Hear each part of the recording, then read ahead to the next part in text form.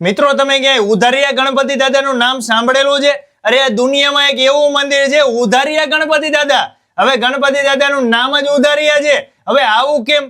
અત્યારે હું પહોંચી ગયો છું માળિયા હાટીનાથી લાઠોદરા ગામ તરફ જાવ એટલે 2-2.5 કિલોમીટરના અંતરે ઉધારિયા ગણપતિ દાદાનું મંદિર આવે છે. અહીંયા એવી માન્યતા છે પહેલાના જમાનામાં કોઈ પણ વ્યક્તિને રૂપિયા ઉછીના જોતા હોય તો ગણપતિ દાદાને પ્રાર્થના કરી દે અને જેટલા પૈસા કે એટલા બીજા દિવસે અહીંયા આવે એટલે અહીંયા હાજર પૈસા પડ્યા હોય તમારે એ પૈસા લઈ જવાના અને જે તે સમયે પૈસા પાછા દેવાનું કીધું હોય એ સમયે પૈસા પાછા આપી જવાના.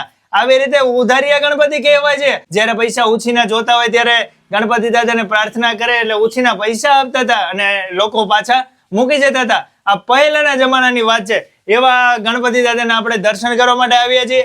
આ વિડીયોને વધુમાં વધુ લોકો સુધી શેર કરજો અને આવા ને આવા વિડીયો જોવા માટે સુરેશ પ્રજાપતિના પેજને ફોલો પણ જરૂરથી કરી દેજો. આ ગણપતિ દાદા છે હાજર હાજર છે. કોઈ પણ શુભ કાર્ય હોય એટલે ગણપતિ દાદાની પહેલા સ્થાપના થતી હોય છે, એની પૂજા અર્ચના પહેલા થતી હોય છે. એવા ચમત્કારિક ગણપતિ દાદા છે. આજે પણ જો પૂર્ણ શ્રદ્ધાથી વિશ્વાસથી ઘરે બેઠા પણ તમે દર્શન કરીને ગણપતિ દાદાને પ્રાર્થના કરો અને જે પણ મનોકામના માંગો એ મનોકામના સિદ્ધ થાય છે. ઉધારિયા ગણપતિ દાદાના આપણે દર્શન કરી રહ્યા છીએ.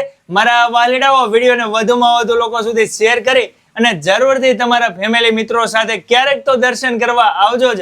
માળિયા હાટીનાથી 2 કિલોમીટરના અંતરે આવી જાય છે લાઠોદરા ગામ તરફ જતા ડાબી સાઈડમાં ઉધારિયા ગણપતિ દાદા.